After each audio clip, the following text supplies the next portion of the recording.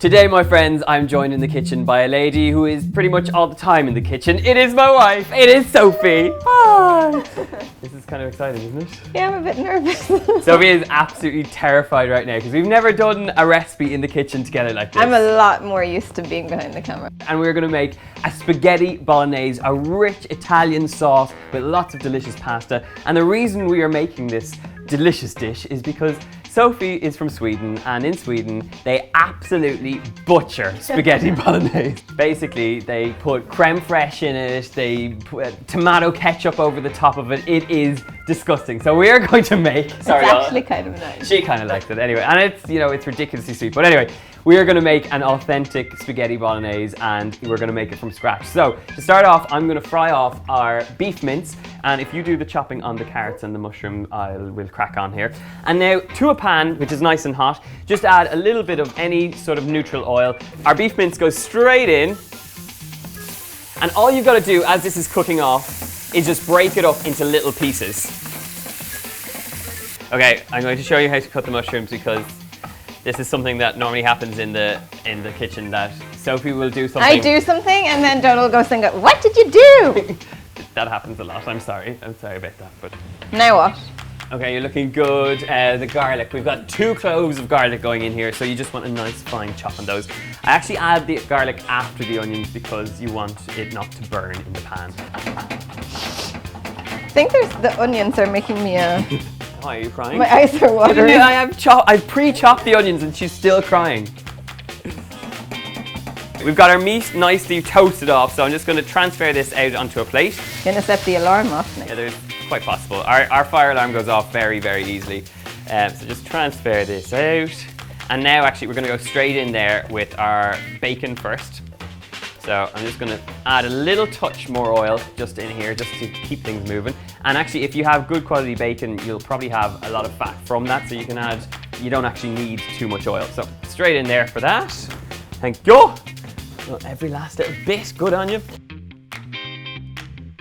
Doesn't that smell good? Yes, it does. It certainly does. And you've got this wonderful salty smell wafting up in the air. That's instantly going to inject flavor into this. So as your bacon is frying off, we're going to go in there with some chopped onion. And you want that to soften down.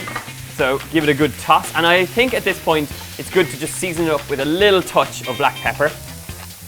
This is looking pretty good, so it's time for the rest of our ingredients. We've got the mushrooms, the carrot, and the garlic to go in. So I'm going to lift that up. Oh, you've got a nice snotty looking tissue there. So garlic and mushrooms and carrot go in. And actually, Sofie has a very good tip for you. If you have a wobbly chopping board, leave a wet tea towel or a little bit of kitchen paper underneath it, and it'll stop it going all over the place. Yeah, this is moving all over the place. She's good. She's very good. Get this lovely veggie mix in here and get it moving around the pan. Usually when you fry bacon, Max is over here straight away. Yes, but unfortunately Max right now is completely like a corpse in the corner, just lying down with the smell. Hi Max. This is coming together beautifully, so I'm going to get the mince straight back in here. So into our mixture, we're going in with some tomato puree for that sort of intense tomato sweetness. We've also got a little bit of dried oregano or dried oregano, wherever you are in the world. And then we've got our tins of chopped tomatoes. So 2 tins of chopped tomatoes going in here. And then our pièce de résistance to make sure that this sauce is absolutely fantastic is, of course, some red wine. So do the honors there, so get it in there. You don't have to add the red wine in here if you don't want to. Just add about half a tin full of water and you'll reduce it down with the water instead of the wine. But the wine will give it this lovely rich sweetness that kind of gives it a dark earthy flavour. It's really wonderful. You can see now this sauce has had its time. It's cooked right down. You've got this beautiful rich tomato sauce. You've got that tender meat. And now we need to get some spaghetti on the boil. Is that my job? That's your job. Okay, so the spaghetti is going to cook while this is cooking out, and it needs about 10-11 minutes just until it's al dente, and we're going to shove it in a big pot of boiling water. We are in business. We have spaghetti cooked off. Sofie, you've done a beautiful job of the spaghetti bolognese. Did so much. She's been stirring like a mad thing over there. Now, the top tip when you are serving up your spaghetti bolognese is do not just take a lump of that and stick it on top of the spaghetti. It's to take a good, generous ladle full of the mixture and plop it straight into the spaghetti. Make sure you get Make a mess. Make a mess as you're going along. Thank you, Sophie, for pointing that out. Get a good amount of it in there, because what we're going to do is stir this up with all that great flavour. Coat your spaghetti so it gets that sauce in and around it. I'm also going to break in just some leaves of basil in here. They're going to melt down into this lovely sauce. So just tear them in and then get in there with one of these tongs. And by doing this, you're going to get left with lovely spaghetti coated in that sauce. Now, we do have to add some teamwork to this, because I'm going to plate up the spaghetti and you're going to plate up the meat. So get involved, Sophie. Let's do this. We've got a nice spaghetti coated in all that lovely sauce. And then I'm going to ask you to just dump a lovely bit of that. You did the first one so nice. Okay, I'm doing that one. Is that better for you? Yeah. Okay, beautiful.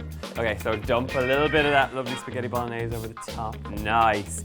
Tell me that does not look good. Delicious, rich tomato sauce, that fantastic spaghetti, and now we've got to try some. I do feel like this is Our Lady and the Tramp. Do they have meatballs or do they have spaghetti bolognese? They had meatballs. Lady and the Tramp. Yeah. Okay. I don't know if we can recreate that moment or if that's just a bit weird, but anyway, you try. Nice, nice. Yeah, as you can see, Our Lady and the Tramp skills aren't up to much. Get loads of that lovely pasta. Get lots of that lovely sauce. That's what I'm talking about. Oh yes. I just got pasta though. You just got to get some sauce in there.